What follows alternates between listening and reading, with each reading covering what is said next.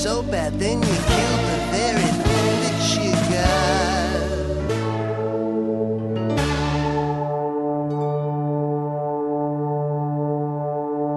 Ladies and gentlemen, you're listening to Tarrant County College Radioactive. It's 6 o'clock. Health officials are concerned about a new flu virus of swine origin spreading from person to person. To help fight swine flu, cover your nose and mouth with a tissue when you cough or sneeze, then throw the tissue away. Wash your hands often with soap and water, especially after coughing or sneezing. Stay home if you're sick and limit contact with others to keep from infecting them. To learn more, visit www.cdc.gov/swine-flu or call 1-800-CDC-INFO. A message from HHS. We've got romance written on our hearts, etched on our foreheads, crease the sheets in my bed. Oh, you had on a t-shirt saying I heard NYC. In New York City, just how much do you love me? You had on a t-shirt saying I heard NYC, but the city, how much do you love me? I saw a sunrise on a crumbling skyline.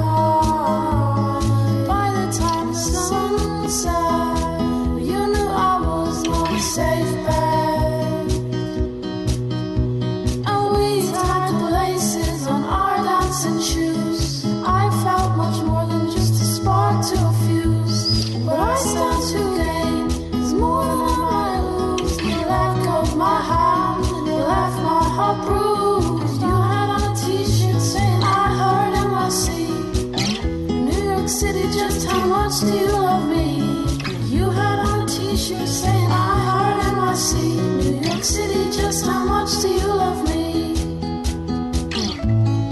Let your heart go free. I'm the one for you. You have only eyes for me. Let your heart go free. 'Cause I'm the one for you. You said you'd make time for me.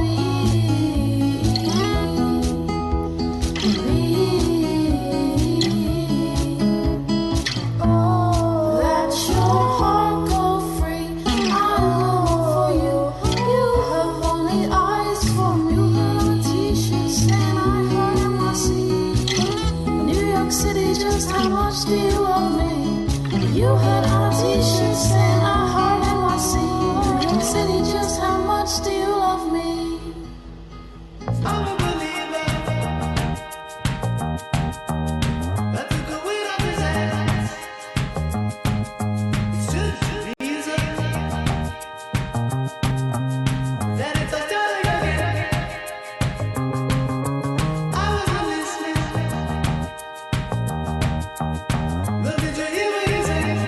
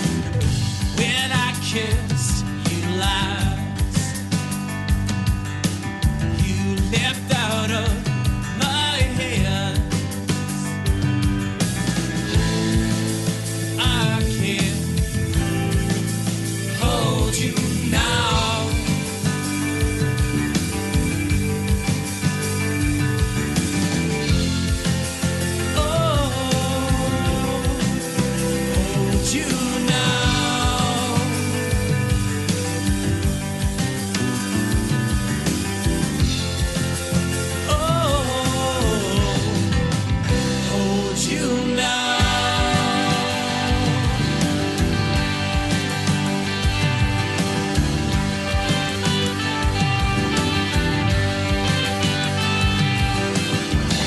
If I slow things down, try not to think too much. Maybe you'll come back.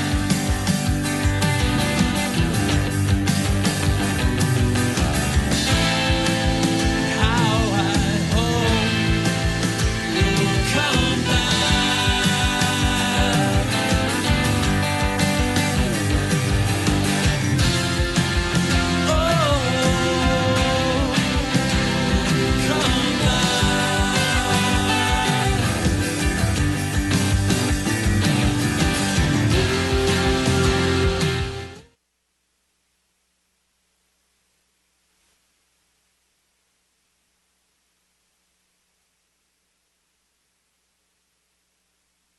Tells you what I know. That New beginnings. Carlos Santana, Sean Paul, and Just Stone. Hello and welcome to all of you to our meeting this evening. I will call it to order. We do have one public comment. Mr. Gates, is that correct? They didn't submit. They did not submit the card. okay. Are they here? No. Oh, okay. Sorry, then you're on. The purpose of our meeting tonight is to review the proposed budget, so I will call on Chancellor Hadley to do that.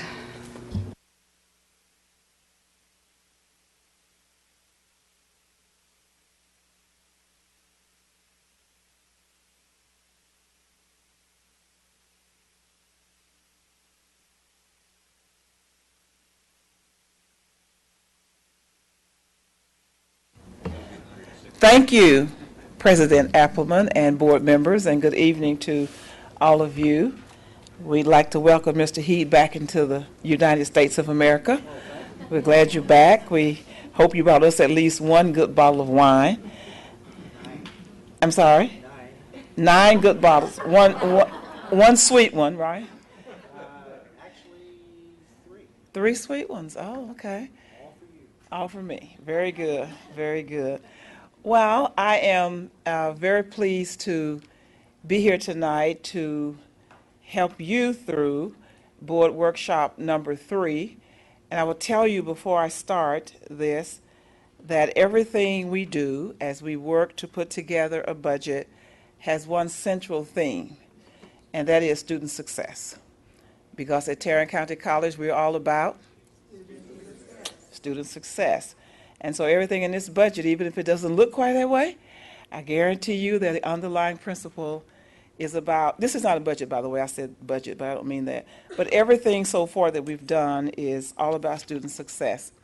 Before I get started, I want to give a very special thanks to Ms. Shelley Birch. She's back here behind this column, and you really can't see her. But I guarantee you she's the hardest working person in preparation business. She helps us get ready for these presentations, and not only does she help us get ready for them, she gives us good insight as well into what we're discussing. She's been around the college for a long time. She knows it very well, and every once in a while she'll challenge our thinking on something. Do you really mean that? Do you want to do this? You want to do that? So that just kind of tells you what kind of atmosphere we have as we go through these budget sessions. Next, I'd like to recognize our illustrious faculty, members of the Joint Consultation Committee, and we have 1, 2, 3, 4, 5 of them with us tonight. Welcome, faculty. They have also been baptized already into the process. They've spent 2 full days and into the evening sometimes with us as we have preliminarily looked at where we are, where we want to go, and how we think we're going to get there. So, and then of course, the wind beneath my wings, the people who are sitting behind you, the executive leadership team, the CELT, couldn't do this without them. We have a lot of really good, spirited discussions. Every once in a while we have a debate. about something. Everybody is very attuned to the needs of everybody who works at Tarrant County College. And the best thing I think about this whole process is that it really does go throughout the institution. We start with the lowest level of administrative supervision at the college and comes all the way up to the CALT. So everybody gets to say what he or she thinks the college needs most. Of course, as you might guess, we can't normally do what everybody thinks we need to do because we don't have that kind of money. The money is not endless, but nevertheless, all voices are heard. Have a few CALT members who aren't with us tonight, and it's in all three cases, I guess it's for good reason. David Wells is representing me in Washington, D.C. this evening. At the request of the American Association of Community Colleges, they asked if I could be in Washington this evening and tomorrow to meet with them to talk with the Khan Academy about a nationwide collaborative project between the Khan Academy. Some of you know that was started by Sal Khan, and it has just gone all over the world. He helps students learn math. It seems like nobody else can help students learn math.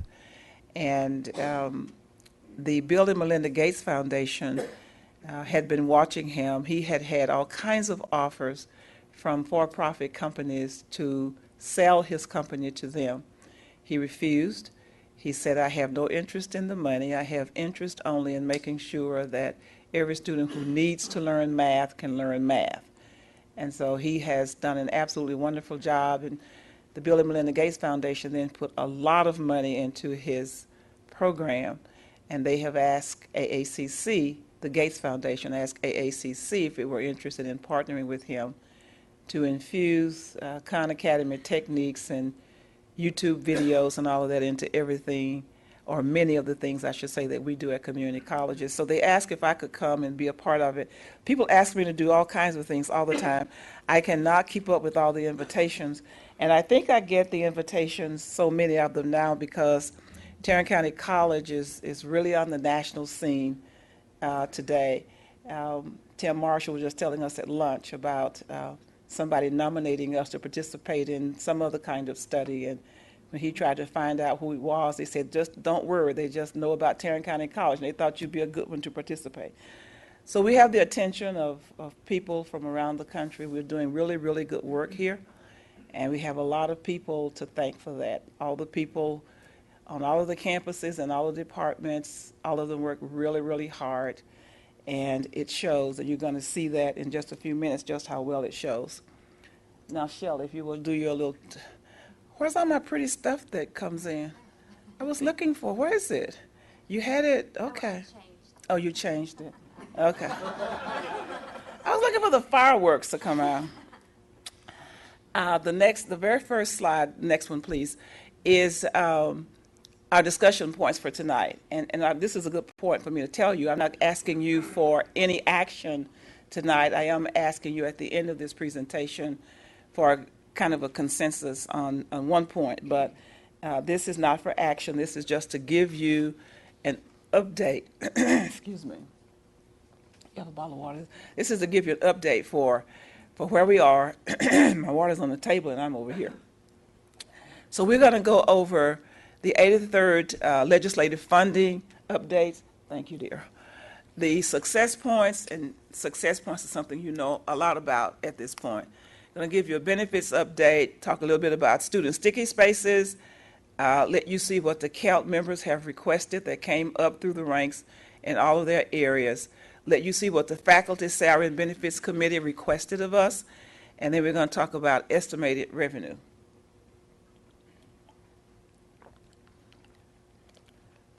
This first slide shows you what happened in the 83rd legislative session. The very last one, 14-15, that's the year that was affected. What you see up there are double years, but that's two years, the biennium. And you can see that for 12-13, on the base year contact hours, we were at 300 12 million point five, and the TACC and the coordinating board are both projecting that all of our contact hours are going to decrease in 13, 14, and 14, 15. And as a matter of fact, if you talk with a lot of the economists, and they'll all tell you that the economy, despite all the negative you hear, the economy is really coming back. It's really growing quite a bit. And in Texas, Texas tends to lead the country in economic growth. North Texas tends to lead much of Texas in economic growth. And generally speaking, the higher the economic growth, the less our enrollment increases. So the experts are predicting that the contact hours will go down for 13, 14, and 14, 15. I haven't necessarily agreed with them yet on that. We'll see. The next slide talks about instructional funds, and notice this is for the whole of Texas. So when you see Texas Public Community Colleges, that means all of us. We received a $1.77 million increase, which is 1.9% statewide for all of the institutions. They gave us a little bump this year. Next one. That shows the appropriations per contact hour, which is an average. Contact hours are paid according to the subject that's being taught. So when you see a number about contact hours, that's the average number. For instance, it costs significantly more to train a nurse than it does to train somebody who wants to major in English, say.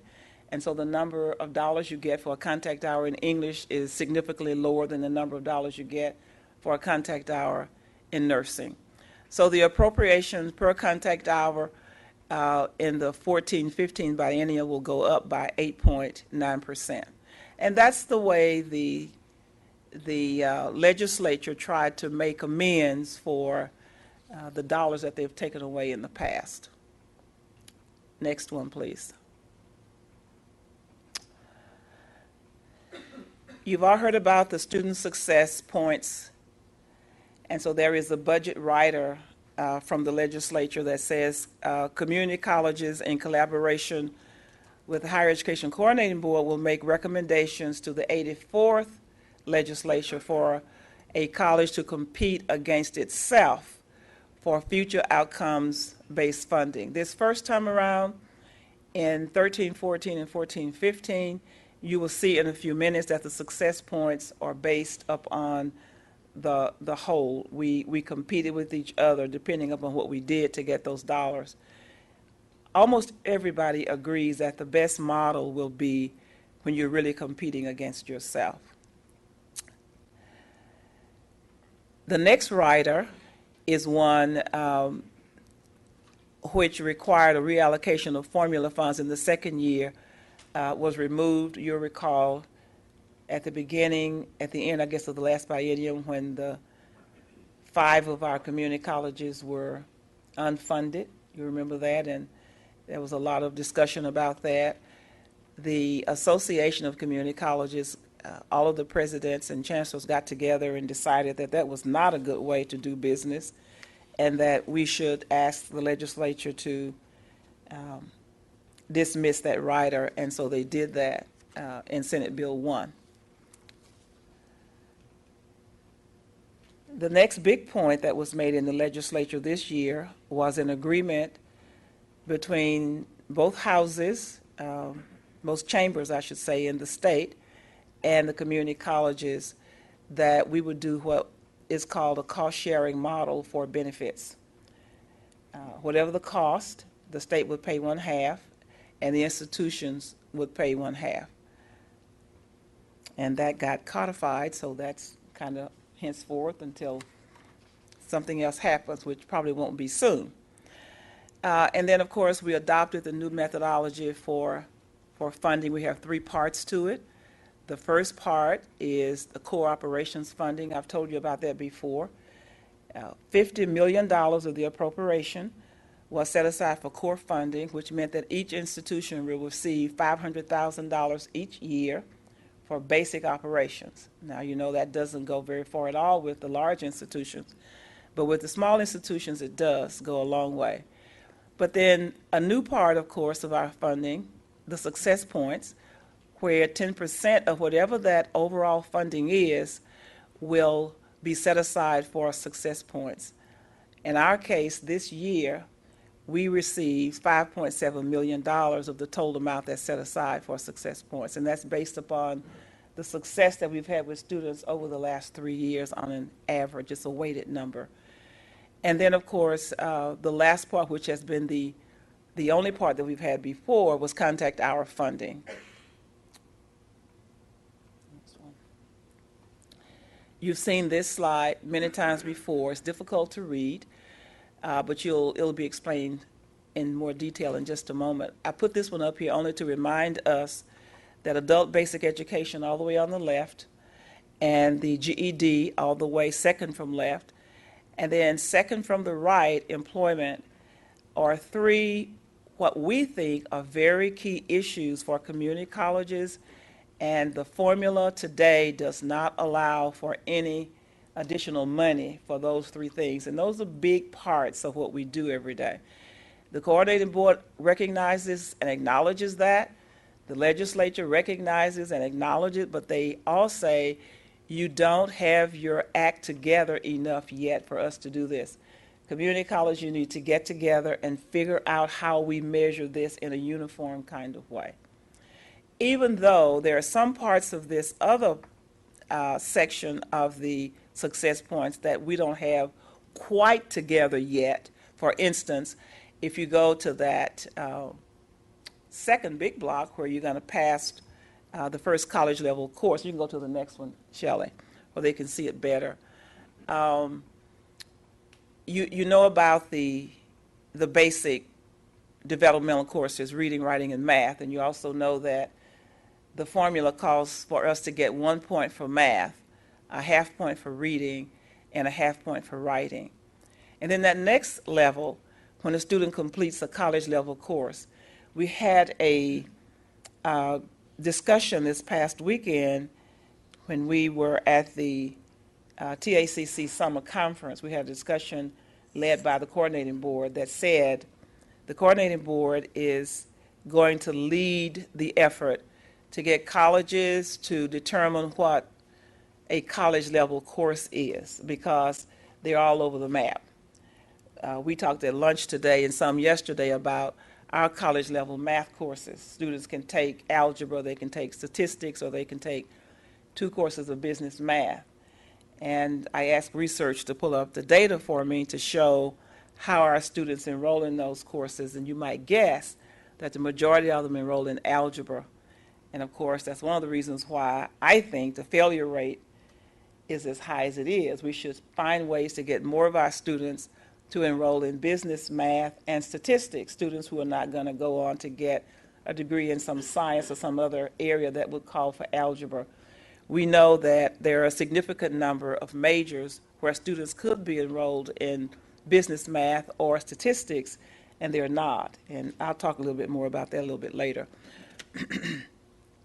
And then, of course, we get another point when a student completes the first 15 hours. We get a point for that. When they complete the first 30 credit hours, we get a point. And we get 2 points when they complete a certificate or a degree. And I want to stop there just for a moment because we have an outstanding continuing education department here at Tarrant County College. All of our campuses do really great work. One of the things that we're working on is getting better alignment between non-credit and credit and build what we're calling pathways so that a student can get a certificate as well as a degree in an area. And if a student gets a certificate and then comes back and gets a degree, we still get those 2 points. And it's something that we will learn to take advantage of. If a student gets that degree or certificate in a critical field, then we get an additional quarter point for that. And if they transfer after completing 15 credit hours, even without a degree, we still get 2 points. So we have a lot of opportunity for our students to earn success points, a lot of opportunities, and be sitting on that floor like those students are. Shirley finds all the pretty pictures for me because you all know I like pretty pictures. Now, I wanted you to see how we stack up among our peers. And so I asked Shelley to give us the head counts. Now, this is the unduplicated head count for the Big Ten. You can see, of course, that Dallas is the largest in the state, followed by Lone Star, Alamo, Houston, Tarrant, and then Austin and on down. The one thing I was interested in seeing is how we rate statewide in comparison to our peers. And so that second, the third column, you see contact hour percentage funding. We received 10.3% of the contact hour funding. Dallas got 16.6%. But you can see that it's relative to your enrollment. The higher your enrollment, the more points you should get. And so that's the way it's based right now. And you can see that Tarrant is right there at number 5, right where we rank number 5, and you'll see that we tend to get our share of the points. Next one, please. This one shows you the points that we received in developmental math, reading, and writing.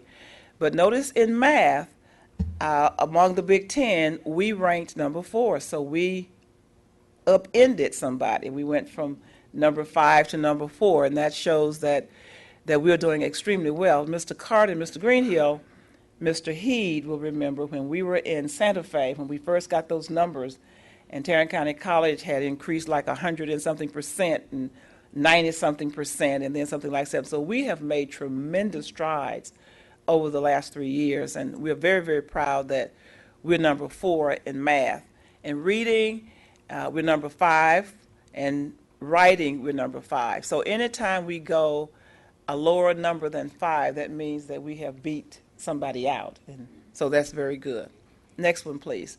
This shows the college credit and transfer rankings. 15 semester hours, those who complete 15 semester hours, we are number 5. Those who complete 30 semester hours, we are number 5. But those who transfer after completing 15 hours, we move up a notch and we're number 4. Next one. Gateway courses. We fall down in math, and I was talking about that a few minutes ago, and I think one of the reasons why we fall down is because we haven't found the secret formula yet for getting more of our students into other math courses that count as college level, statistics and business math, depending upon your major. Our students tend to all go into algebra. I'm convinced that we've got to do differently with our advising. We don't have the number of advisors here that we need. We've discussed that in our last KELP meeting. The accepted range is somewhere between 400 to 500 students per advisor, and we are a significant way away from that. One of the things we were hoping to do with our advising was to raise the reach that we have for advising by having our faculty volunteer part of their office hours for advising, and we have had a number of faculty volunteer to do that. We've had more faculty, however, volunteer to do other things other than advising, and so we haven't reached the number of advisors that we would really need to reach so far. But we think that ranking number 6 is why that is, because we don't get enough students out of the algebra into some of those other courses. But in reading and writing gateway courses, and this is the point that the coordinating board was discussing, for us, the gateway course for reading is government. Is that right, Presidents? Government is the gateway course. The gateway course for writing for us is English composition, the very first course of English. But the gateway course for Dallas may be history, or the gateway course for San Jacinto may be, I don't know, sociology. I don't know. I mean, every college chooses a gateway course, and the coordinating board is concerned that we aren't always measuring apples and apples, that sometimes we have apples and bananas or something else in the basket. Next one, please. Credentials awarded. Look at that one. We rank number 4.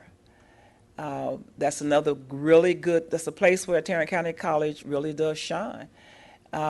If you look at Houston, Dallas is number 1, Alamo is number 2 in size, but Houston beats Alamo.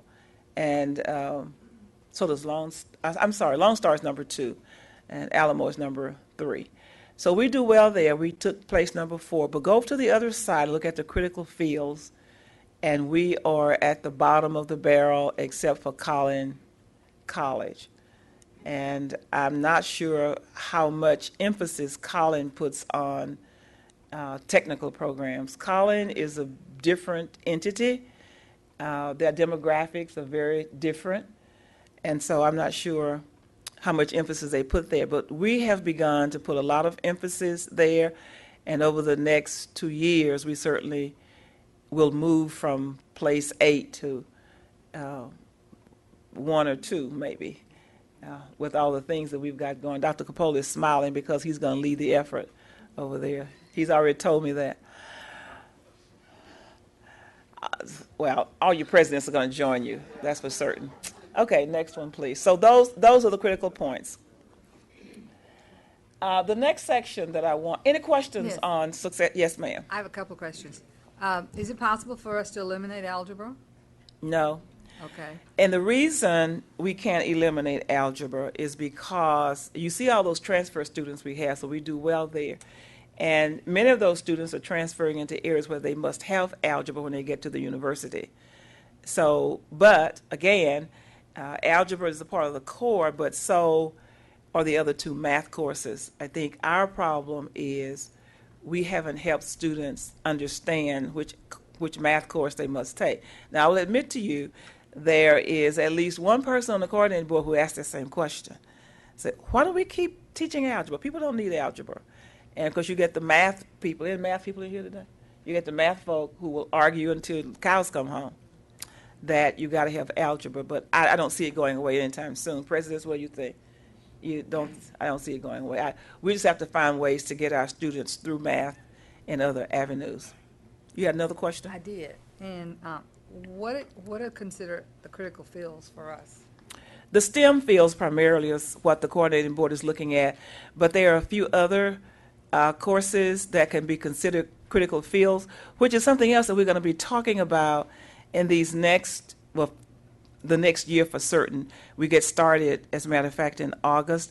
I was asked to serve on that committee, the statewide committee, to help determine what these success points we're going to look at. What we're doing. So I got a letter the other day from the Garrett Johnstone, who heads that up for the coordinating board, telling us our first meeting is going to be next month to get started with the work to see how we're going to get prepared for the next 2 years and how we're going to measure everything. And that's one of the things that we're going to talk about when we get there for that point. But it's critical fields, we think, really, and it's a difficult thing to measure when you get outside of STEM, because what a critical field is in Midland may not be a critical field in Tarrant County. And so that's a part of the issue that we're grappling with, and we'll see how we can come to terms with that. We've been talking about the Texas Workforce Development Commission stays on top of what it considers to be critical fields. And the coordinating board, however, doesn't quite keep up to date as much as the Texas Workforce Commission does. So we'll be having that discussion on how we can marry our thoughts on that one. But for now, it's primarily STEM. Credentials awarded. Did I just talk about that? I guess I did. Yes. Okay. Benefits. Some of you remember Toro at the 5K run that we had a few months ago, trying to keep everybody well. Another one of the points that came out of this last legislature, as I said a few minutes ago, is cost sharing. The state will pay 50% of our total cost, and the college will pay 50% of the total cost of our retirement programs. Next one. The teacher retirement system also passed quite a few changes, and the legislature adopted those, such as increasing the normal retirement age to 62 with the rule of 80. Before, as long as you could reach 80 with years of service plus age, then you were eligible to retire, no matter how young you were, because you couldn't be too young and reach the rule of 80. But they've raised it to 62 now. You have to be at least 62 no matter how many years you have before you can retire, with at least 5 years of service for new and non-vested members, those with less than 5 years of service, after August 31, 2014. At the bottom of the screen, you will also see a few other changes that were made. The state contribution rate is going to change to 6.8% for 2013 and 14, and then 2014, 15. The legislature will decide where it goes from there. And of course, the member contribution rate stays at 6.4% for 2013-14, but goes up to 6.7% in 2015. And they've already said the contribution rate for members will go to 7.2% and 7.7%. When that happens, of course, since we're on a cost-sharing plan, that means that the college will also be paying more in that category. Next one. This is something that I've talked about a little bit with you, and that's the TRS retiree surcharge. It simply means that if a person retires under TRS and decides that he wants to come back to work at Tarrant County College, we can hire that person, but we're responsible for paying all of the cost for that person's retirement and insurance. And it gets to be a little bit expensive for us to do that. We have already, we were one of the few colleges, maybe the only one. Ricardo Coronado is back there. You can tell me. Was that Nancy who told me? Nancy. Was anybody else doing that other than TCC?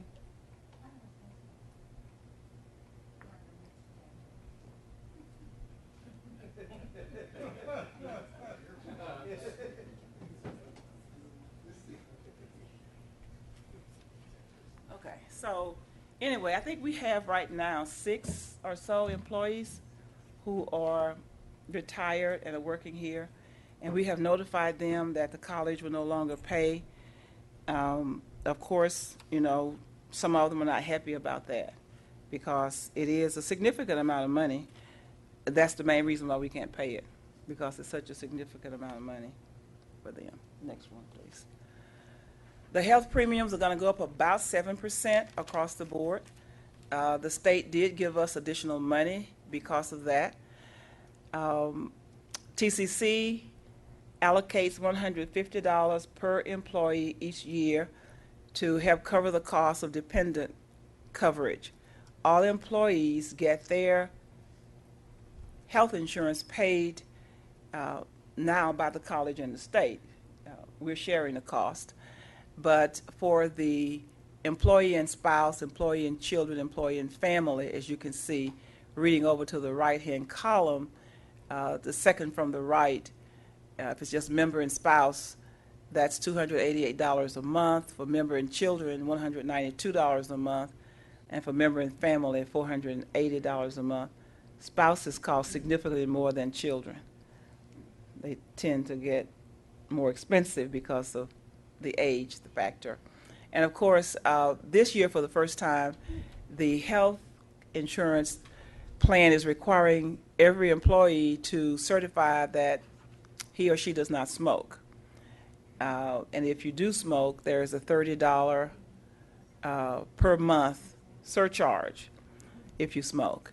If you have 3 or more people smoking on your policy, then $90 per month surcharge is the maximum that you would pay. And the insurance company does have smoking cessation programs that employees can enroll in if they choose. So I've already talked about the 7% increase TCC received $2.2 million increase for additional benefits costs.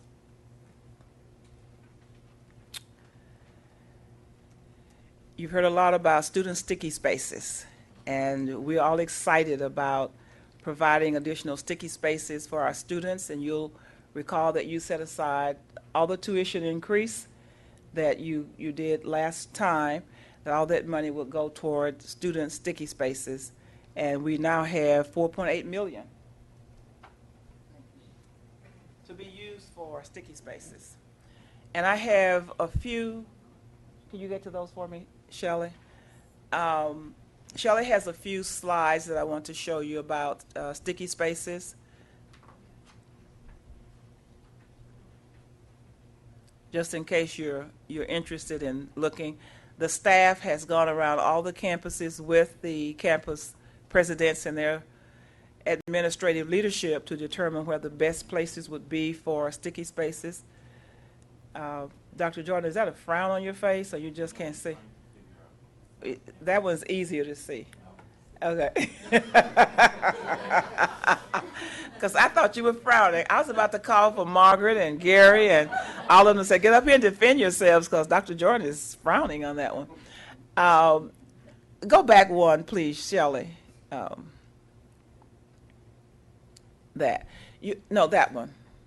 one there. Yeah, I wanted you to see the number of spaces that have been identified so far for sticky spaces. And of course, the number is dependent primarily upon the configuration of the campus, how they're laid out, and those kinds of things. But they are pretty evenly split among the campuses of the spaces that have been designed. My guess is that South Campus has 35 because of those nice courtyards that can also be sticky spaces. Okay, next one, Shelley. So you saw, I'm sorry. Did you want to go to each campus? Yeah, just you can just kind of see. It's difficult for the board members, I know, to know where a space is, but that's the Northwest Campus, Northeast, Southeast, Trinity, Trinity East. I just want you to see that so that you can know how deliberate the staff has been about working on getting sticky spaces all over every place. In some cases, primarily on Trinity, most of the work that needs to be done, because they have beautiful spaces, most of what has to be done there is providing the boards, the glass, and those kinds of things. Now, I want to talk just a minute about those requests about which I spoke earlier this evening, what came from the KELT members.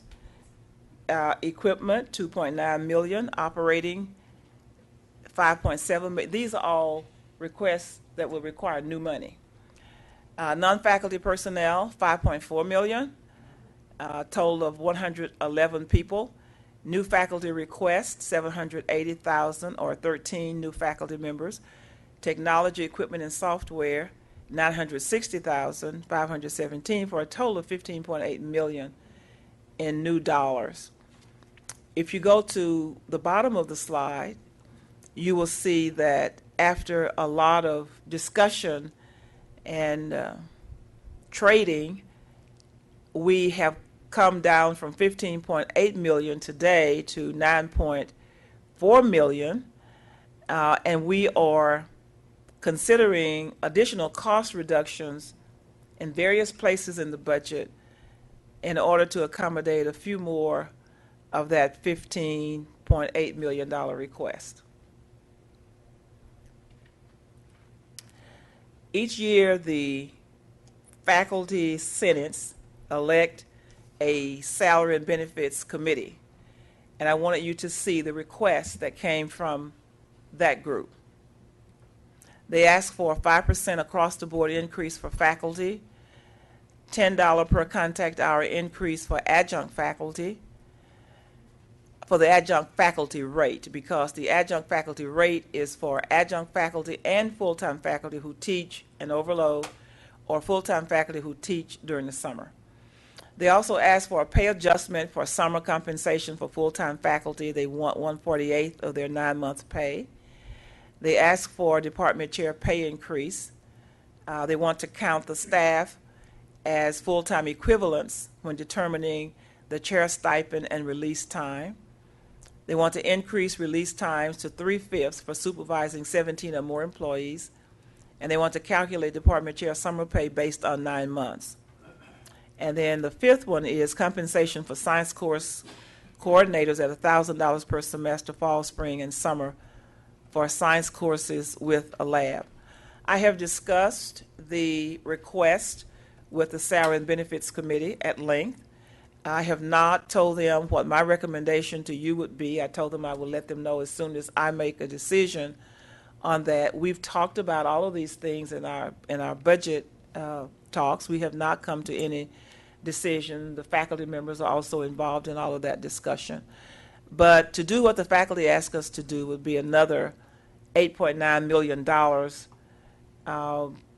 added to that 15 point, whatever it was, 15.8. 15.8. So you would add those two together to get 15.8 and 8.9 would be 15, 13, 24 million, 24.7 million is what all those requests come to. Next item.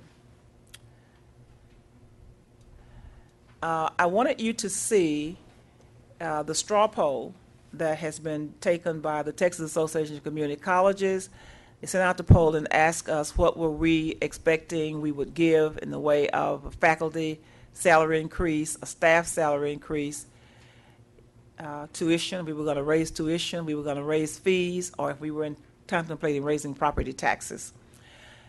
And I have on here for you the entire state, all 50 colleges, but Shelley has highlighted in yellow the Big Ten. And you can see Alamo is at 3 and 3, Austin at 2 and 2, Collin at 3.5, Dallas at 1%, El Paso 2 to 3, Houston. Let me go back to El Paso for a moment. I spoke with Dr. Serralto this afternoon, and he said the board has passed their budget for a 2% increase with an additional 1% if he can find the money, and he thinks he can. So he's just saying now 2 to 3, but he thinks it's going to be 3. Houston is very interesting.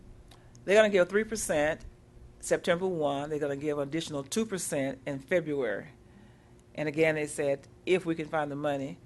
And I talked with the interim chancellor there this afternoon, and she said we think we've already found the money, so it looks like 5% for Houston. Lone Star is at 4% and 4%. By the way, go back one more, and you see El Paso is increasing its tax rate by 8%. I think that's the only one so far of the Big Ten who's increasing taxes. I don't think I've missed one. I'm sorry. Austin?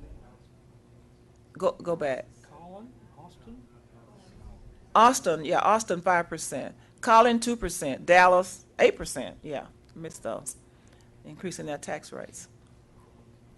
So several of them are increasing taxes. Next one, please. And then, of course, you have, oh, you didn't get it, San Jac. I thought I sent that to you, Shelley. I have it.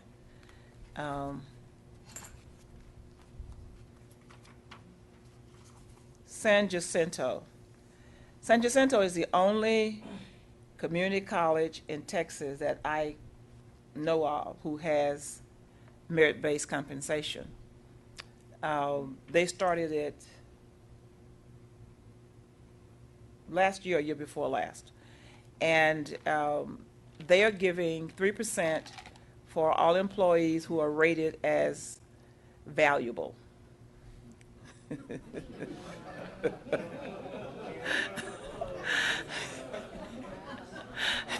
Are they keeping anybody?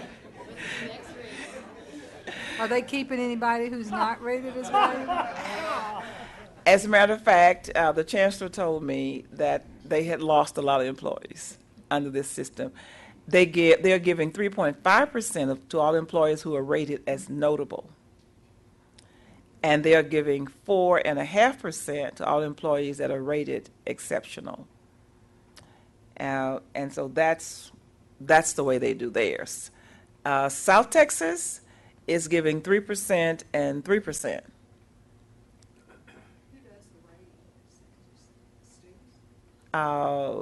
Supervisors, administrators do the rate. Go back one more time. Let's see. Did I miss? Go back one more. Okay, that's the last tax increase, El Paso. Okay, keep going. So I have all of the Big Ten now and what they are planning to do. And then the last one, of course, would be Tarrant County College, and ours is to be determined. Next one, please. Now we come to the, go back just one more time. Mr. Carter had his head down. I want him to see that pretty picture. Okay, he sees it. Total there with the graduates. It's on here too.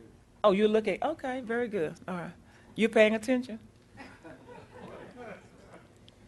I just love those pictures. Now, this is where we get the reality check. If you look at the maintenance and operation estimated revenue summary, you can see that we received, go to the very last column, and we received $2.6 million increase from the state appropriation. We received $7 million increase, as well as a $1.6 million increase on the maintenance tax. Those are separated into two sections because we use the money differently, but overall, I had my number here someplace. It's $8.7 million, right? $8.7 million that we received. $181 million total that we received from on that top line, maintenance and operation. So for a total of $190,500,000. Is that right, Nancy? I think that's right. $190,500,000. For credit tuition, we're expecting a $2.4 million increase. Not expecting any increase in non-credit hour funded tuition. Not expecting any increase in the non-funded credit hour tuition. The credit hour tuition that's funded comes from the coordinating board, and all of the courses that we teach that are non-credit that we get money for, we're getting about $2.6 million. The 1.6 are courses that are not funded that we charge fees for. The interest income we're expecting to stay flat. The designated reserve, you agreed last year that we should always set aside $5 million for that. So that's what that is. And so our total educational and general expenses, we have $12.276 million increase. And then, of course, we have the maintenance operation tax where we increased it $1.6 million for a total general and capital improvement projects of $13.966. And of course, we have debt service at $724,000 for a total income of $690,981. So basically, what we have to spend is $12.2 million. And remember, the ask was 24. Somebody check my math. 24.7 versus 12.2. So that's where we were with that. So we have a long way to go to get to a budget to present to you next time. Next slide. The tax revenue, we just talked about that a few minutes ago. The valuation went up about 3%, and we expect to get about almost $8 million more money in revenue. We promised 5 workshops for the board. This is workshop number 3. At workshop number 4, we will have for you a budget that we are, am I right, Nancy? Is it the budget next time? What are we doing at number 4? The proposed budget on July 31? Our recommendation. Okay, thank you. And then on on August 15th, you will have had the budget to study 2 weeks, from July 31 to August 15, and we'll have the public hearing on the 15th and ask you to give us your thoughts. We'll ask for your thoughts on July 31st as well. And then on August 19th, we ask that you adopt the budget. So we're a little bit earlier on the adoption than we are in some prior years.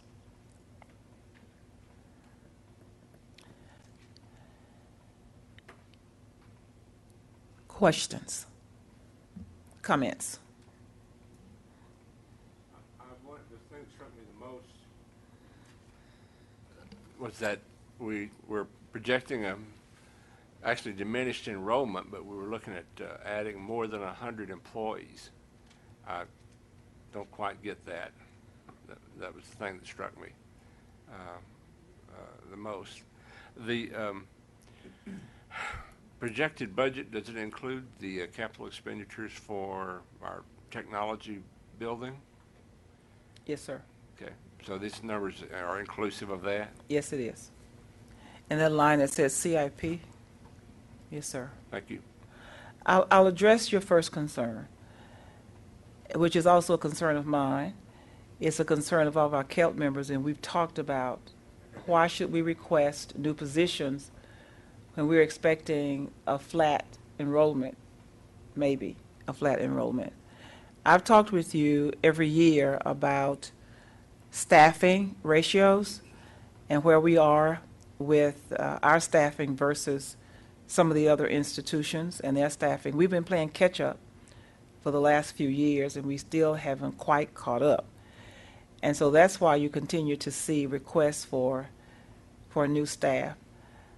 I was talking with the presidents today about their request for new faculty, and each one of them has a really good reason why they need new faculty. Anybody want to come to the microphone and tell why you need new faculty? Who wants to be the spokesperson? Bill, come on.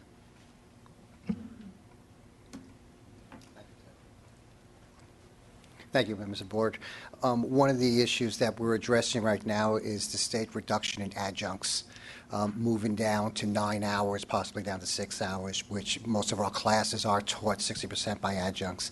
And to fill in that gap, we're asking for, I can speak for my colleagues, some areas that it's critical to find adjuncts, especially in the technical areas where it's difficult to find skill set during the day. The second reason we're asking for adjuncts is a lot of the core classes right now, speech, for example, Dr. Coronado told us that the pool is absolutely dry for the number of adjuncts in order to teach that. The experience with the adjuncts, we're not only feeling that, so is Dallas, so is Weatherford, the colleges around us. So the adjuncts have more choices and less choices. So the faculty requests that are coming in by the presidents are to serve the students that we're really serving now. Like Ms. Hadley said, we're playing catch up, and we're scrambling to put classes whenever we can in order to meet the students' needs. Colleagues? Okay, thank you. They're all shaking their heads. He spoke for everybody? Yes. Is that right? Okay. Well done, Bill. Thank you. I grapple all the time with the reality of where we are when we ask for new positions, because I do understand what the presidents are saying to me. At the same time, I talk with them about different ways that we might address our issues and how we might lessen the need in some cases for adjunct faculty. But they're working really hard. We're still working through all of this. We may end up with a few more than what you see up there that are recommended. We may end up with a few less than what you see there. We just have to work through it and see what we think is best for our students and Was bring that that proposal. full-time equivalence? Most of it said staff, not faculty. Most of it was staff, but let me tell you where most of that comes from. The presidents and David Wells have been working over the last 3 years with what they call equity staffing, because over time we had gotten significantly out of balance, if you will, with staffing on our campuses. And so they took a long look at what we needed to do based upon the number of students who were being served. And for instance, they would say, we have 5,000 students on this campus and we only have one math lab. Or we have 5,000 students on this campus and we only have 5 academic advisors. The other campuses may have 7 academic advisors. They may have a number of whatever. And so they came up with a formula to determine which campus is understaffed and then to move it up. So a significant number of the positions here, and I don't remember how many because I don't have the detail with me tonight, but a significant number of those still fall in that category of equity. Year before last, we hired over 100 support staff people to work primarily in labs and what were the other areas? They were primarily labs. And what? Libraries. The laboratories and the libraries to try to equalize so that students could get better service. And so that's what you're seeing when they're asking for new positions for the most part, the overwhelming number of those. I guess so. Are we just blue skying here? Yes. One of the things that keeps coming up is we keep attempting to really jack up the adjunct compensation. I understand that basically the full-time faculty is trying to get an equitable thing, but doing it, what they want to do actually makes the adjuncts unaffordable, and it seems to me like the $10 increases in terms of what we want to pay our true adjuncts is unaffordable, is not a realistic number. I had one other, I was asking why our debt service is actually going up instead of down. It's not a lot, but it says our debt service went from 7.4 million to 8.1. I mean, aren't we actually reducing our debt load, or am I misreading it? No, you're not misreading it. And Nancy gave me a 15-minute lesson. Do you have a shorter version? I called her because I don't remember what she told me. I think what she told me, Nancy, come up here, because I do not remember exactly what you told me. I get the gist of it, but I will tell you this. Nancy is planning so that we don't have a shortfall. Come to the microphone. Okay, we have about $8 To the million. microphone. We have $8 million pretty much every year, but we have a fund balance in a sinking fund. The fund balance could be only used for applied to debt service. If one more year, I will pay off the debt. So I has been applied those fund balance. So the money's there, and that's the only thing we can use it for, so we might as well spend it. Right. Okay, that's a good version. Thank you. Thank you.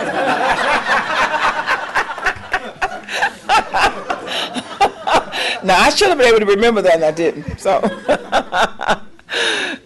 Nancy told me for sure. You remember now when they ask you that question. She assumes somebody's going to ask that question. Other questions, Ms. Carter? I guess the adjunct issue was one that I would like to put to rest, because, I'm not going to do that. I'm not going to raise it that much. And if we really have a problem with full-time faculty not making enough money, I'd like to address that separately rather than try to increase the entire adjunct. If that's an issue, to do it for all. The others, I think everybody here knows we're not going to do 5%. I'd be really surprised if we did, and I'd really rather look at a 2 or 3% number. In fact, I averaged the top 10. It was 2.9, and maybe we should kind of start with that and see what that works for. And I'm just speaking for myself, not for the other trustees. But we might sort of poll them and see kind of what they think. Well, that was, I'm sorry, go ahead. No, that's all. That's my last question for you. I wanted to get to other questions. I'm sorry? I beat you to it. You did, that's okay, that's fine. Any other questions or comments from trustees? Mr. Heath? It seems that every year we get requests for increases in expenditures, and last year you were able to balance everything. I don't see where the state is going to increase their giving to community colleges by very much in the near future. In fact, probably the overall trend is downward. I don't see that we're going to be able to raise taxes. I don't think that's prudent for us. I don't see how we're going to increase tuition because we've done that twice in the last couple of years. We promised not to. Property taxes have increased because of the increase in valuation. But I think it would be prudent for us to look at developing other sources of income by using the assets that we have, including our real estate. I know that other community colleges are doing that, and I think we ought to follow suit. We have assets out there that we're not utilizing, and these are assets that need to be generating income, and I think we need to be looking at using those assets to generate additional sources of revenue for the college.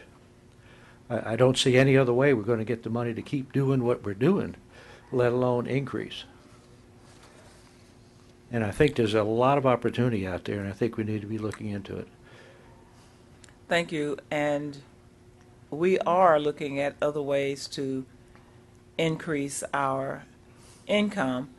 When we talk about, because you're on the committee, Institutional Planning Committee, and that's going to be the main topic of that committee, to look at the holdings that we have at the college and see how we might leverage those for, we do have some opportunities there, absolutely. We have a lot of opportunities. Right, but I will tell you, I mean, I don't want you to be overly concerned about what I show you tonight, because I'm not showing you what I'm recommending.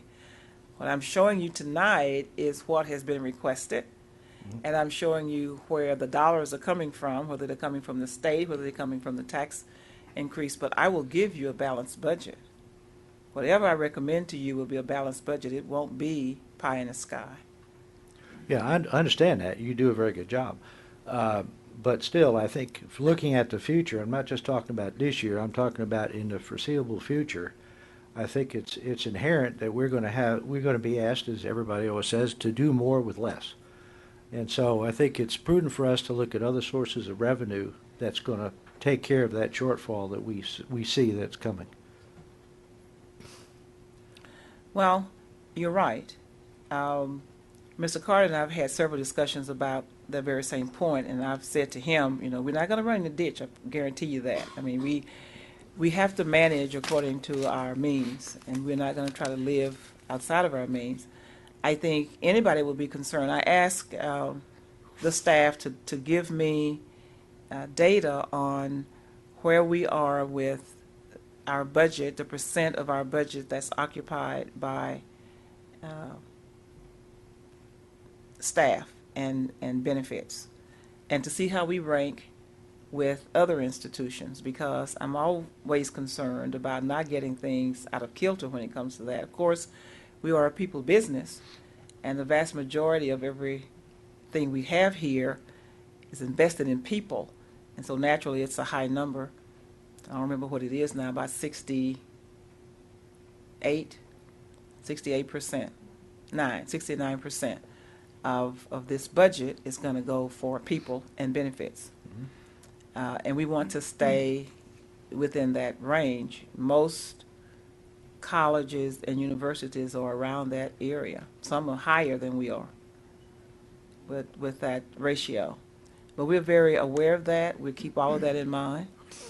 And we won't get out of kilter. Ms. Chang, how long did you say before this debt is resolved? I think the end is near. 1 more year. 1 more year in addition to this one. Okay. Thank you. 2015. Which means you'll have that much more money. I know you don't want to spend it, but we'll have it. I think we do need to spend it, actually, but Yeah, well, no, that's true. That's very true.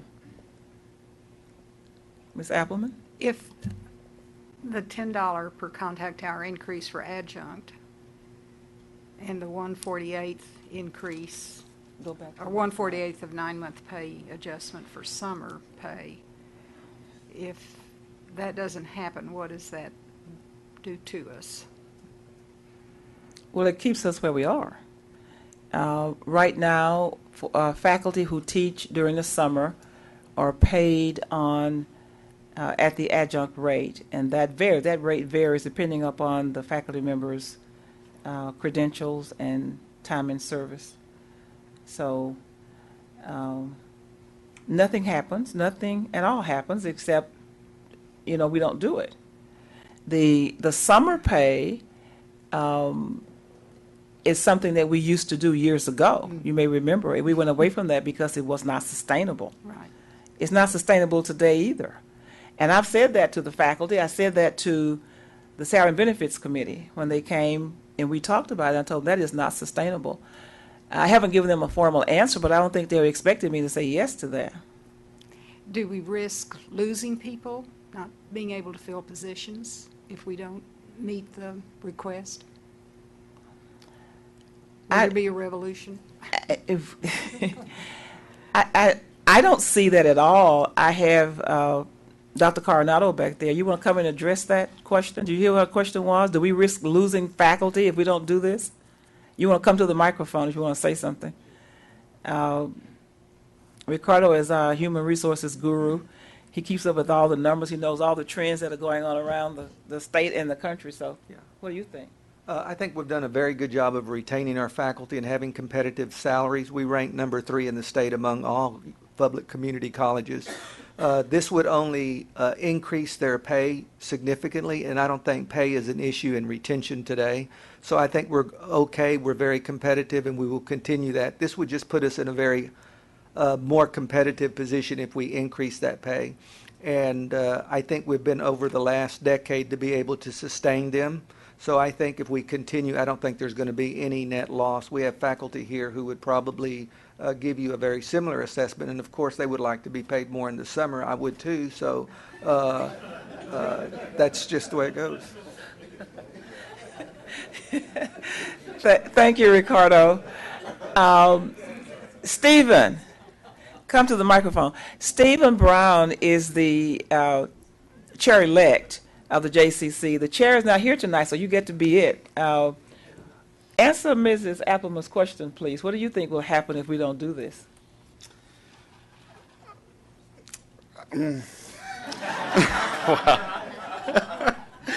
Boy, I'm in the hot seat, aren't I?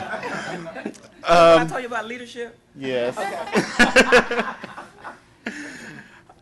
I don't think we'll lose any faculty over it, but I do think that it's also can be a productivity, helping encouraging faculty to really participate in some of the mandates that are coming before us, before the state. And I think it's another one really great means of just helping the faculty know that they are part of the process. And, we're not asking for 10%, 20%, 30%, but just it's something that will allows for us to know that we really are a valued part of this whole process when it comes to success points and these other issues that we have on the plate. So that's how I see it. Thank you, Stephen. You're welcome. Thank you. Come on, you come up and talk about it, Marlene. Come on, you can talk about it. Everybody can speak. Absolutely. No, wait till you get to the microphone. Okay. I'm Karen Silverberg. I'm the president-elect on Northeast Campus. And for the Salary and Benefits Committee and the faculty in general, one of the main issues on the adjunct pay has to do with what happened last year and how the increase in salary affected. And that is, last year you voted a 10% increase in adjunct pay, $10 increase in adjunct pay, but you didn't raise the limits, which meant that faculty who were already being paid the maximum amount for their level of experience and education got $0. And those who were close to the limit got up to whatever the maximum amount was. And so we've come back asking for $10 again, so that the people, especially the people who didn't get it last year, we've also, as a part of that, asked that the limits be raised and that the limits be tied to any increase in pay from now on, so that if you vote an increase in pay across the board, that it in fact is an actual increase to all of the people who we pay, because we haven't set an arbitrary maximum that is not also raising at the same time. And so it's not that we think they should get $10 every year. It's more that last year's $10 really didn't compensate a large percentage of the people who it was intended to raise and to bring them up to a competitive level. And these are our most experienced teachers. These are our adjuncts who have not only years of experience in the classroom, but many of them years of experience in the workforce that is an invaluable tool for those of us. I teach in workforce education, and for us, if I can't put trained lawyers in front of my paralegal students who have been in practice 10 and 15 and 20 years and come in right from the courthouse telling them what is going on in the courthouse and what is really involved and how they help lawyers get these cases taken care of and the paperwork done, I can't produce the quality of paralegals that we are in fact producing and continuing to provide really exceptional jobs for people who prior to this education didn't have the ability to make above a minimum wage type of salary. And so we need to be able to put those types of experienced adjuncts in the classroom and keep them. And part of that is making sure that when they've hit the limit and we vote an increase, they really get that increase. And so we're asking to kind of revisit the level and tie it together, and for this time at least give them the $10 to bring them up to where they really do need to be. Does that help? I know you had the question. I just want to make sure that that helps you understand what we were thinking. Thank you. Thank you, Karen. Any other faculty member want to speak to this? No? Okay. Other questions, board members? We're all about student success, and we've all bought into the sticky spaces for the use of our excess money generated by the increase in tuition. But is there any way to measure the effect of those sticky spaces in terms of student success? I mean, we think that's going to provide places where students can gather and learn and so forth. But is there any measurement? I'm going to let Margaret Lutton respond to that question. I can give you my response, but she'll probably give you a better one. You all know Margaret. She's been knee-deep into all of things sticky spaces in this academic and facilities master plan, and so I'll let her answer that question for you. Thank you, board members. Thank you, Chancellor. We've actually looked at possible assessments and how we can assess spaces through our work with Boca Powell and the institutional plan. We don't have anything set in stone right now as to how we would do that, but several suggestions have been brought forward that we run surveys with our students. We're working with various furniture companies that also are going to help us with these surveys because they're interested in that data also. So nothing set in stone right now, but yes, we are considering that. We are trying to come up with a good plan to move forward and assess not only sticky spaces, but the experiential classrooms, the innovation forums, et cetera. Mm-hmm. Okay. One of the main reasons you want sticky spaces on your campuses is to encourage students to stay, gather with other students, and learn from each other. That's the most important reason why you have them. Longitudinally, we can look and see if our success rates go up in the various things after we've had them implemented for a while. We are data-driven today, so you ask an excellent question. That's why I asked the question. Absolutely. It's $4.8 million, and I'd like to have some kind of a way to gauge it. I'm guessing that you're not going to be able to see some academic improvement from it. You may have attitudinal improvement. You may be able to measure time that students spend on campus. We should be able to see some academic improvement. That's what we're hoping. Yeah. Absolutely. There is a correlation, as I understand it, between time on campus. Yes. Understandably. Yes. And achievement. So. Right. And sorry? Persistence to completion. Yes, that's true. Persistence also increases. Madam Chancellor, and does those sticky spaces encompass student-faculty contacts? Yes, absolutely. Absolutely. And are we doing a rollout in such that if we identify space as a sticky space and nobody sticks, that we'll alter it? Absolutely. Absolutely. My assumption is, and Gary or Kirby or Margaret can answer this, but my assumption is they didn't just walk around and say, we're going to put one here. I mean, there was some science to this as to where they're going to put, traffic patterns and those kinds of things. So, student surveys, okay, were also included. A long time ago, someone said that the way they built the sidewalks was they built the campus and then followed the student trails across Right, grass. right, yeah. That's what the smart designers did. The others tried to keep students off the grass. But to no avail. Okay, other questions? Well, if not, then my final question for you is, I need your guidance on your tolerance for salary increase. And I ask for it at this point because as we continue to work on the budget, I need to have some idea of what your tolerance is for a salary increase so that I will know how to proceed with our work. Mr. Greenhill.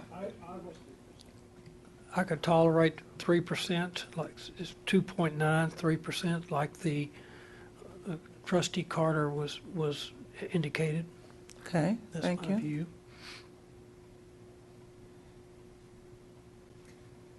Much more than the percentage, I would like to see a system where everybody gets something. So I'm a little bit in favor of what the faculty was saying about, even though there are people at the top, that they also get something in the increase. So I know that might not, that might take a little finagling. Well, it really doesn't. Okay. That's basically what we've done in past years. We have a salary schedule that has a range and it has a maximum. Raising the maximum salary in order to fully accommodate a salary increase that is given plays havoc with your system. You either have a maximum or you don't have a maximum. And Bill is smiling over there because when he was running the area, we have this ongoing debate and challenge. And I could call Ricardo back up here and he could tell you about that ongoing debate and challenge. What do you mean? Do you have a maximum or do you not have a maximum? When you look at salary administration, you look at the market and you decide what a position is worth. And that's how you price it, what it's worth.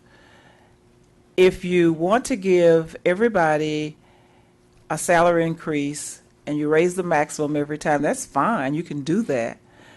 What happens is over time, and year before last, I came to you and talked about the need to adjust salaries because you thought to get people out of kilter.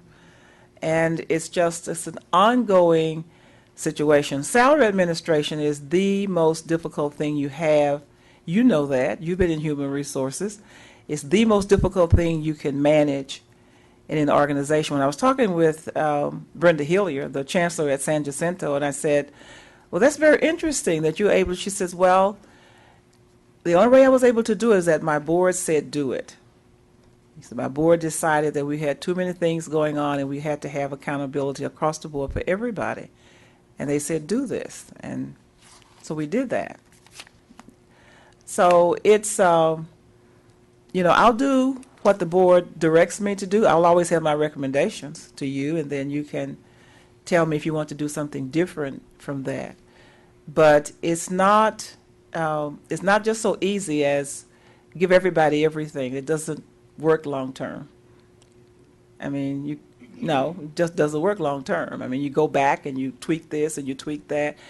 Our employees complain from time to time because they'll say, I've been working here for X number of years and I'm only making X number of dollars more than somebody else. But one of the main reasons why employees say that is because we've tried merit-based pay at this institution twice. First time was about 35 years ago. Dr. Rushing decided that it just didn't make sense to him not to try it. And so we tried merit-based pay. People didn't like it. They fought it a lot. Later we tried again and backed away from it because people don't like it. I mean, it's difficult. It's a difficult system to manage. No matter how you manage it, it is difficult. In higher education, you rarely find anything other than a merit-based system in the private sector. That's the way it operates. And you find merit-based systems in most universities as well. But community colleges are not very fast to do that.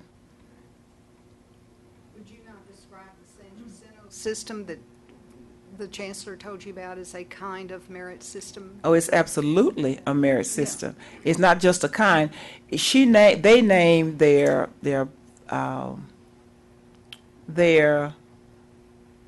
categories, and but it's a merit-based system. It depends upon the points that you get or whatever, whether you're rated valuable, you're rated notable, or you're rated exceptional. And then there's a fourth one, this is not valuable, which means that, you need to go away. And they're the only college that employs that system. They're the only one that I know about. Ricardo, do you know about others? Yeah, there are many around the state that do it, but they're the only one in Texas that I know about.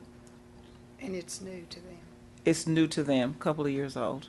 One of the things I worry about is, sort of a creeping increase of salary and benefits as a total percentage of our M&O budget. And one of the things I'd kind of like to see is what that number as a percentage has been for the last 10 years, if it's going up, if it's going down. You worry about situations like the community college in San Francisco where they literally priced themselves into bankruptcy because they had so much of their income dedicated to salaries and benefits that they had no money for anything else. And there's a sort of a nice compromise point in there, and I know it's going to be a high number, but I'm wondering, and I don't know that you can give us this tonight, but I have it somewhere. Shelley's trying to find it. I'd like to see it to see what the trend is. I think if it's been going down, that probably tells us something as well. My recollection is it stays pretty steady. Board member, CALT members, y'all remember what those numbers were? They were pretty steady, as I recall. Stephen, you remember, and Karen? Yeah, I think they were pretty steady. They're pretty steady. Now, I had two, Mrs. Am I next in line? Yes, ma'am. Okay. No, I'm comfortable with the 3%, but I would like to just comment that I don't believe we've ever raised it to 5%. And then I think at one point we did do 2%, and 3% seems to be fair. But I do want to address Steve's comment about valuable faculty, and I recognize that. So based on that, and I'm not talking merit necessarily, but I'm talking database accountability. Is there any way that we will ever be able to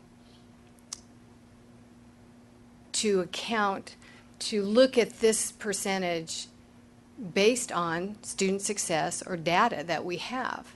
I don't know how we do that, but I'm just saying, I don't want to ever get in the position where we don't acknowledge faculty by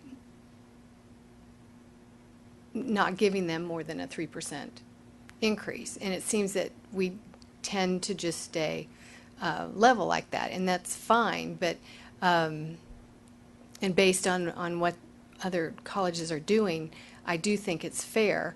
The climate has been different in the past 6 years and so forth, but again, recognizing that we do value faculty. I don't know if that's possible. But I guess we're always looking at a 5% increase, and we've never met that. We have once. Oh, we did? Okay. We have. We gave. When was that? Oh, it's been a while. Yeah, it's been quite a while. Yeah. It was at the faculty got a 10% increase at one point. The 5%, I was on 5% when I first came in the office. I think it's interim, and I recommended 5% because of where we were. So we got 5% like 4 years ago. We did. The faculty got 10% some years ago when we changed from paying faculty a percentage of their salary for teaching in the summer. We stopped that. We also stopped faculty members who retired could get a percentage of their salary for coming back and teaching once they were retired. And we cut out one more other thing. I think it was all of the release time that we had a huge amount of money. I mean, that was all three of those things were costing a lot of money.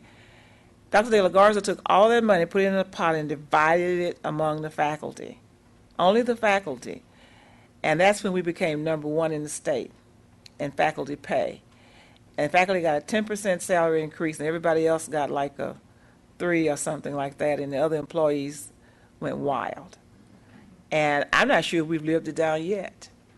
That employees say, you don't value us, you give all this money to the faculty, you don't give it to us. And we tried to explain over and over that money was already going to the faculty. Now it's split evenly because it wasn't evenly before. So we have given, we rank #3 in the state today with faculty pay. The highest paid faculty, of course, is in Austin, and we've talked about that before. Dallas is #2. Tarrant is #3, and actually Tarrant is #1, because when you add 6% to the faculty pay, and the faculty members don't like me to say this, but I always say it, they know I say it, because it's real money. We pay Social Security, and Dallas doesn't pay it, and Austin doesn't pay it. Most community colleges in Texas don't pay it. There are a few. I don't think there's anybody in the Big Ten that pays Social Security except us. There are a few of the smaller colleges that do, but we opted into Social Security 40-plus years ago. Once you opt in, you don't get out. You have to stay in. But that is a huge benefit. It's not play money, it's real money. And when employees retire from Tarrant County College, they retire with 2 salaries, two retirements. They have Social Security, and they have either their optional retirement program or teacher retirement.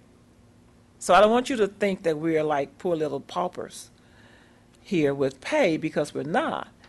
I mean, our faculty acknowledge that. It's just that there are a few things here that they want us to do. And now the faculty will argue, I'll make your argument for you.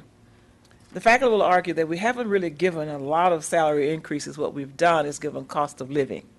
And they will argue that that is not a salary increase. They've just kind of stayed in a rut. And there's merit to that way of thinking. Pretty well statewide, though. That's really what you compare it to. How you deal with other people. Mm-hmm. And so another reason why I wanted to poll you to see what your appetite is for salary increase, because you can see what our peers are expecting to do. And if you don't do things, you kind of fall behind. And when you fall behind, it's harder to catch up than it is to keep up. So, Ms. Applin, we went around to you.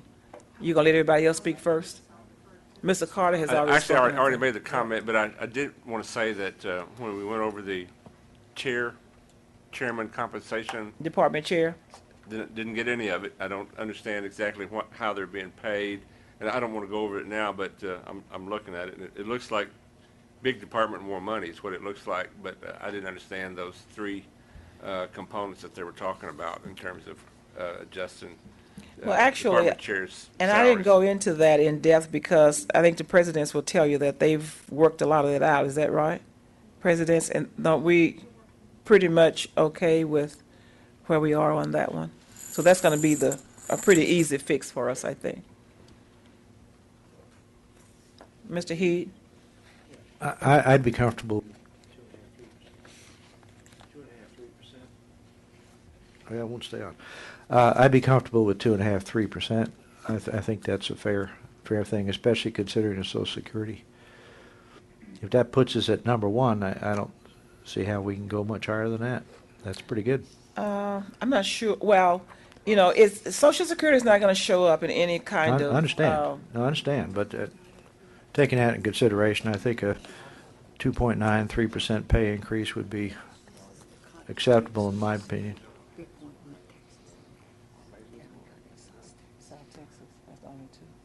Nancy just gave me a chart. South Texas College, one of the Big Ten, does pay Social Security, but South Texas and Tarrant are the only two, and there are about 12 other smaller colleges that do pay it. Blinn, Del Mar, Galveston, Grayson, Howard, Lee, Laredo, Odessa, Panola, Paris, the smallest colleges do pay it. But wouldn't that be part of the percentage that Mr. Carter was speaking about in terms of the percentage of salary and benefits as a relation to? It's included that's in gotta the be number. included. Did you ever find that, Shelley? You don't have to have it now, but it'd be Okay, good to see we'll have it for next time. In- I'm sorry?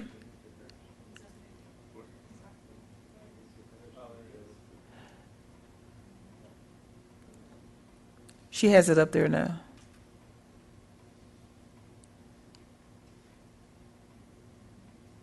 Is it the total percent of M&O, 72, 74, 70, 69, 69? Yes, sir, that's it.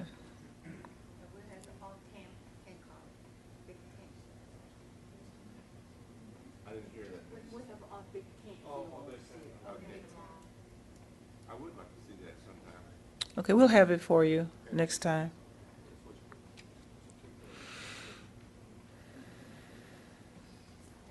So are we saying that number 4, the department chair pay increase is off the table, or we need to continue to?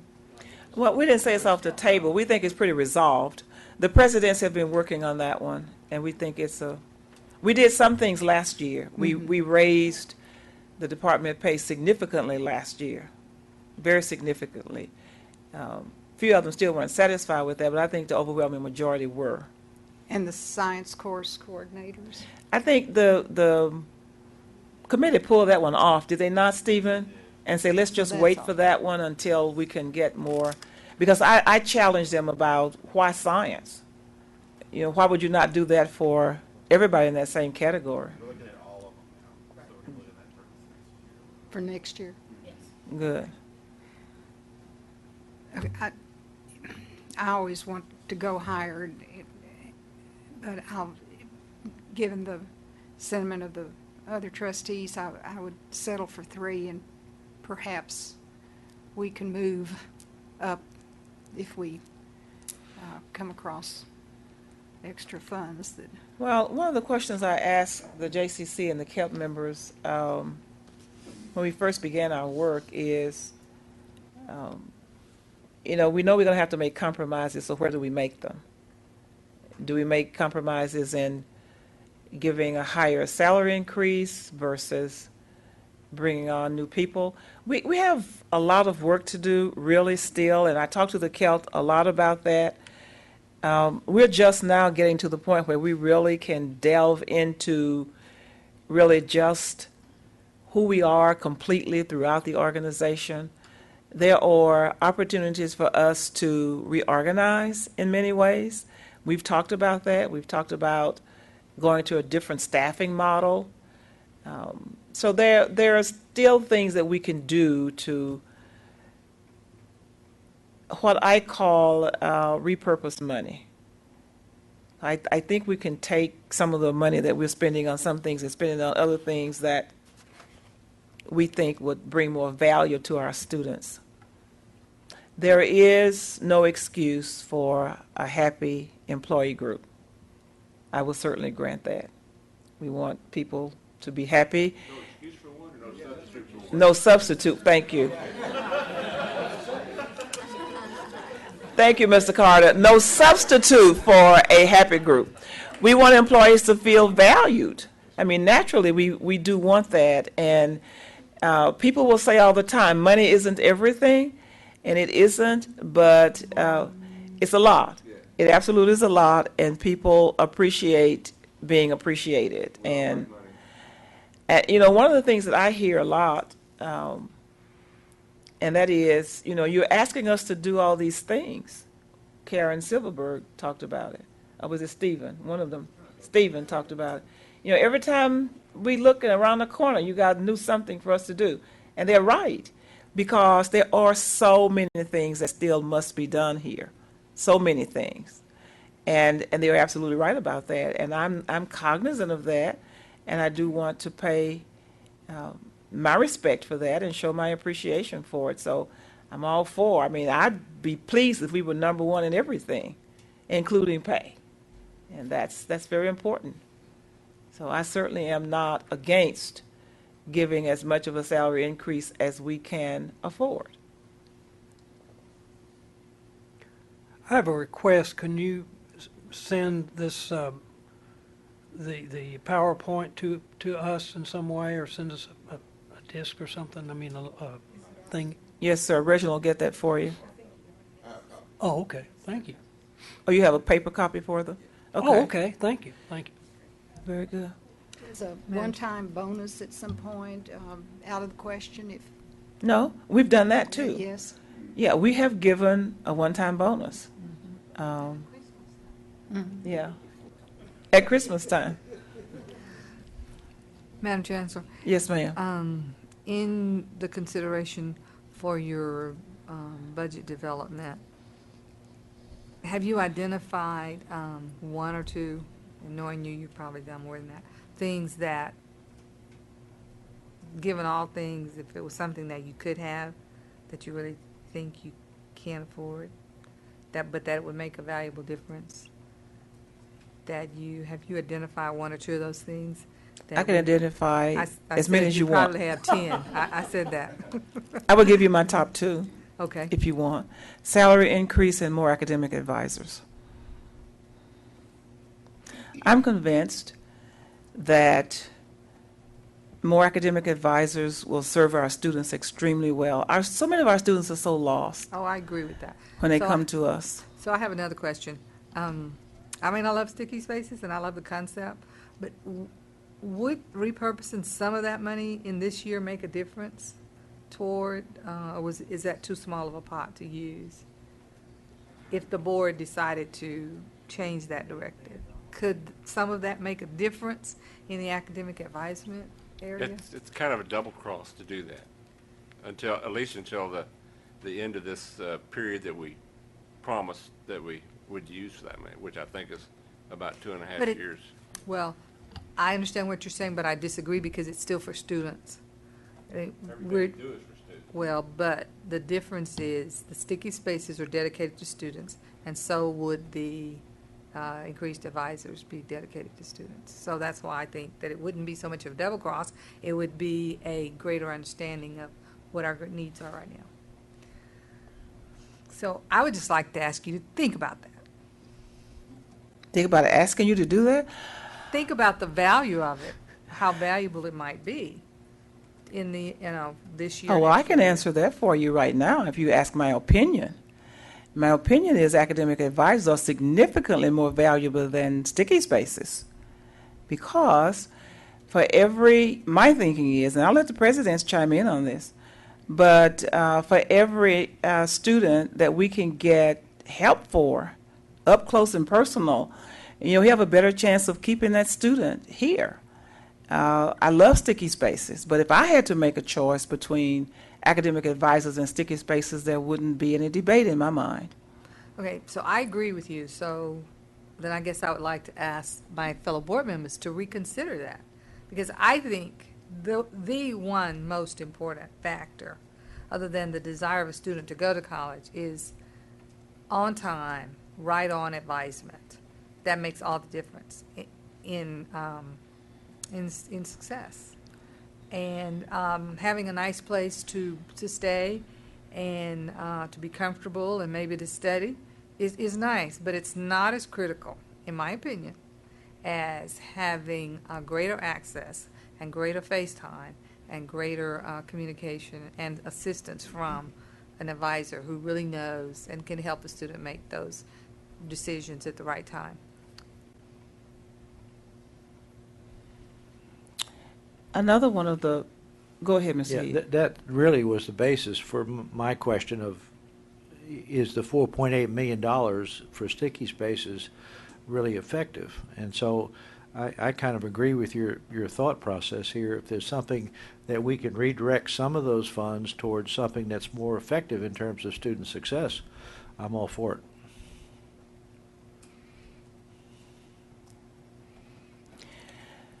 We will take your comments under advisement, and we'll talk about it. Faculty, Kelt, we'll talk about it. We meet Monday or Tuesday? Monday. So we won't even forget it between now and Monday. I will tell you another piece of this. We talked about it the last time. I asked the campus presidents how many of our faculty members had volunteered to serve as advisors for our students, because I saw that pool of talent being a great help to us. And I started asking that almost 4 years ago.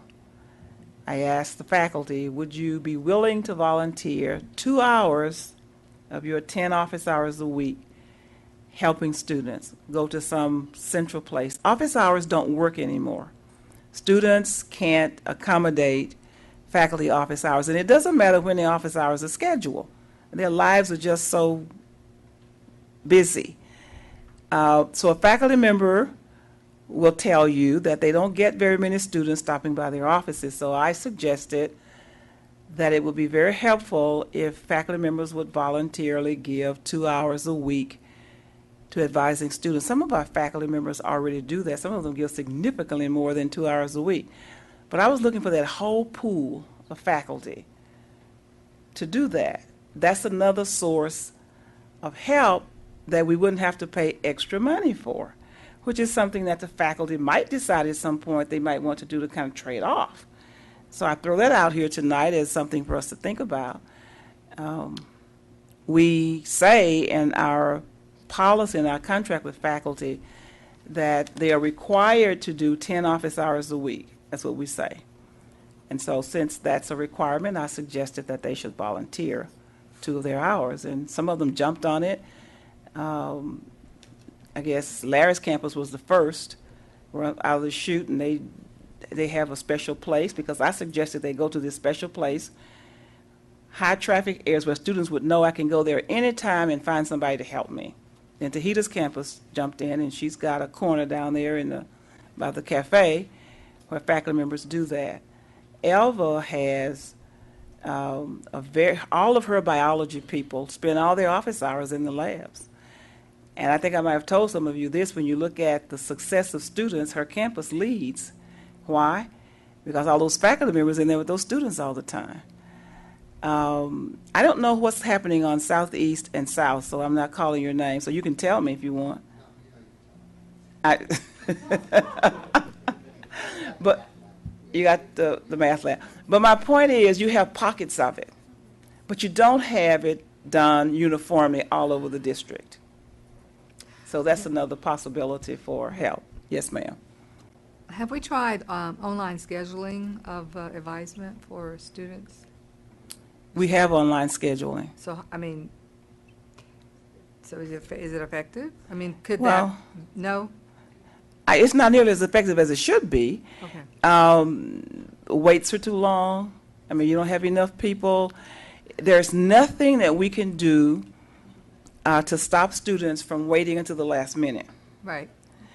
And so, who was that telling me today or sometime about the students lined up outside the door? I guess it was Larry telling me on his camp, just lined up, just, they come at the last minute. You can't stop it.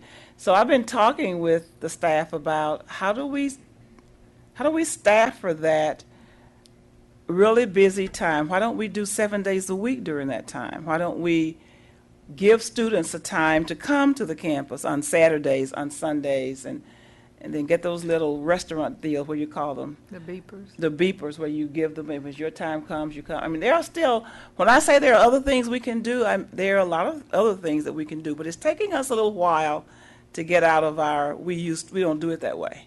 So it's just taking a little bit to do that. But we're getting there. Students who come to us and are not college ready are required to see an advisor X number of times a year. Now, if you ask me how many of them do that, I don't know. Do you know, Peter? I mean, I don't know. I mean, we know that some of them don't get advised at all. I mean, they have to go one time to get something, but they may not go back. They need to go back. So we need a system. I have Tim Marshall working on all kinds of systems for us, and we're going to get there at some point. We're not there yet. Yes? But they are in the student success course required to see an advisor twice during the semester. All first-time college. Right. I have a book I'm going to get for each one of you trustees. Terry Mushela is not here, so would you ask Terry when she orders those books? I want you to read it. It's entitled Students Speak, Are We Listening? It's an excellent book that is written by Dr. Kay McClenny. You know, she came year before last for us or whatever, and her assistant, I can't think of her assistant's name, but it's a very good book for you to read that really talks about our students, who they are, how they speak to us, and how we really just don't hear them. We don't really listen to what they tell us. And there are all kinds of research. She's done that primarily through research that she's done with us and other community colleges all over the country on students and what they say about their experiences with us, how they come to us, and how lost so many of them are, and how so many of them love us when we put our arms around them and help them find their ways. Very good reading for you. Madam President, that's all I have. Any other questions or comments from the board? Yeah, I just have one quick question in regards to advisors, which obviously I too believe they're a priority and probably the key to success. But in terms of our current campuses now, do all the campuses share the same ratio about advisor to students, or is it off balance? What are we looking at going forward? You all are pretty even by now, aren't you? That's one of the ones we've been working on for a couple of years, so they're pretty even now. We have advisors too, and the campuses have dispatched some of the advisors to some of the technical areas as a way to try to keep students on track in those technical fields, but they're pretty evenly distributed now. Could we ask, or have we asked the faculty, what would it take for them to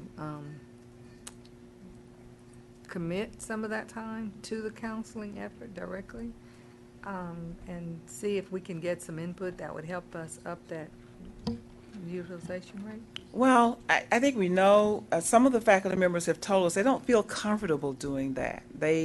And we have a training program now that we've designed for the faculty. Dr. Ellis, I think you're part of the leadership of that, are you not?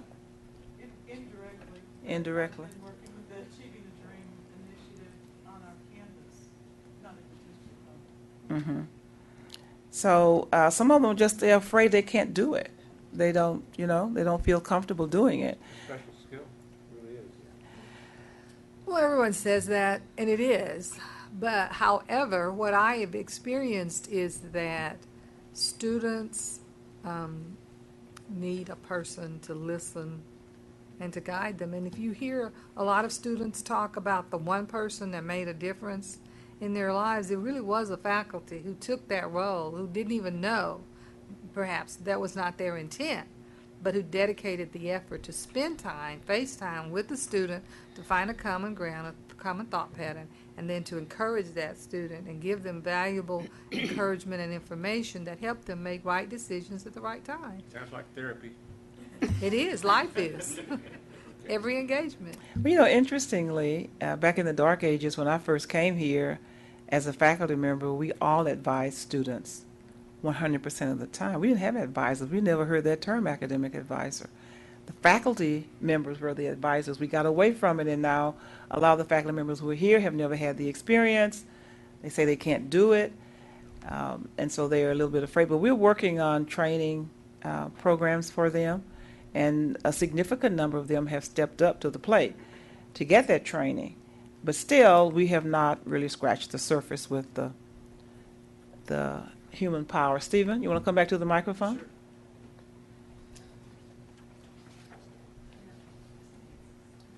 Well, and some of us just naturally do it because we have, like, including me, I was just talking with Greg a second ago.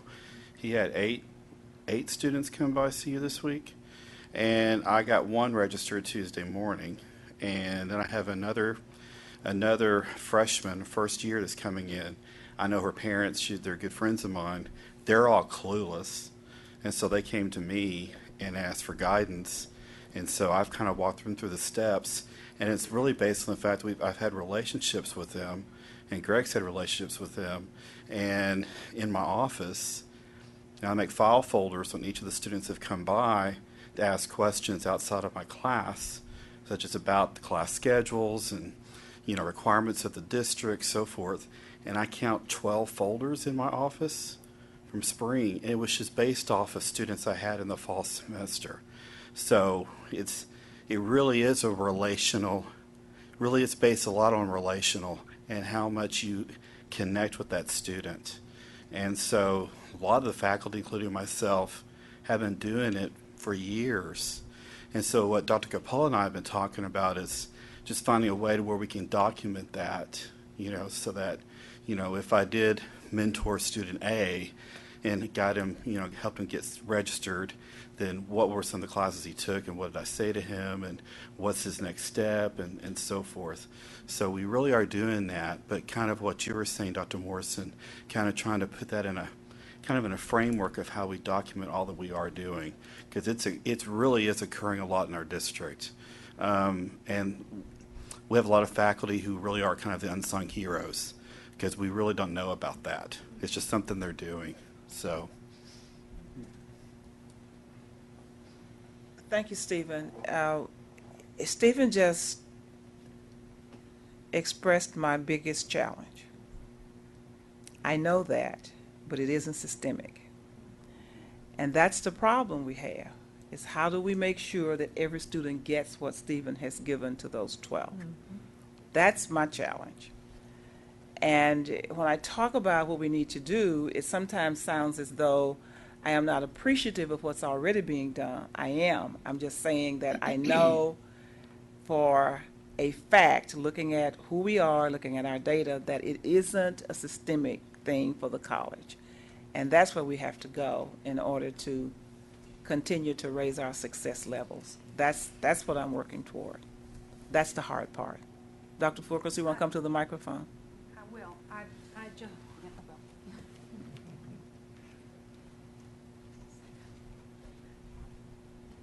Stephen, I'm glad you said what you said, because we have so many faculty who do that all of the time.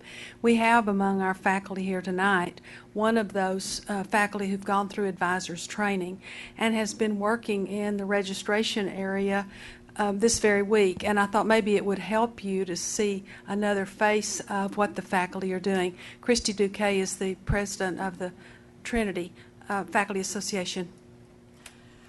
Thank you, Board. I would just like to say that I think that being able to do the faculty advising shadowing has been so enlightening. I've spent now 20 hours in advising. Last week I was worked with almost one-on-one. There were 3 of us that were worked with one of the senior counselors there, and just kind of went through all the different kind of scenarios of what does a student expect whenever they first come in, what are the different things for first-time in college students. And then this week, we had the great opportunity of being kind of like at the triage. We had students coming in, and there's a desk with like about 6 or 7 different computers, and they would just come sit down and wait until their name was called to do registration for this fall. And we were able, and I was really excited that we were able to solve so many small little things, and they didn't even really have to go to see a counselor, or if they did, they better understood why they were there in the first place. One of the things that I just keep saying over and over and over to anybody who will listen to me is I think all faculty need to have this training. I think one of the things that's very interesting is that I believe that in our district, if we can really start to utilize the people power that we already have and really seek to cross-train. I think this is a perfect example of cross-training. So faculty into counseling. But what I would like to see is, say counseling into the classroom, or faculty like at Northwest Campus into the labs, and then lab people into the classroom. And I invite you board members to my classroom at any time. I think the more that we can cross what we do, we will better appreciate all the work that really goes into it. And just like what the chancellor was saying with that raise, that 10% raise that people got, you know, if you were staff and you didn't get that 10% raise, that's a signal, isn't it? No, regardless of what was said, it's still a signal that I'm not important as faculty. And, you know, to be honest, there is this thing about, well, I'm faculty and I'm staff, and there's these concepts of what really does go on. But it's programs like this that are going to help break down those barriers. And I'm really blessed to be able to be a part of that. So thank you. Thank you. Thank you. Any other testimonials, faculty? You want to speak? I just love to hear all of that. Thank you, Chancellor, and thanks to the faculty and all of you on the CELT. We know that for every meeting we have, you have at least one other, maybe 2 or 3, and we recognize Yeah, them. more like Even more. 5 or 6.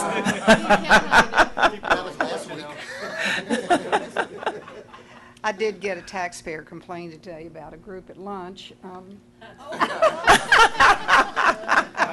They gave us accolades. But we know how much work, I think we know, goes into what we see here on our screens and in the printouts. And we appreciate your time and effort and attention to it, and share your concerns for making all the opportunities possible for the students we're serving. We will meet again on the 31st as a board, at which time we'll have a regular board meeting as well as another look at the budget. Yes. So if there's no... Well, you haven't seen the budget yet, but yes. you'll get to see it at that point. Okay. So if there's no other business, we are adjourned. Thank you very much. Thank you, board members, very much.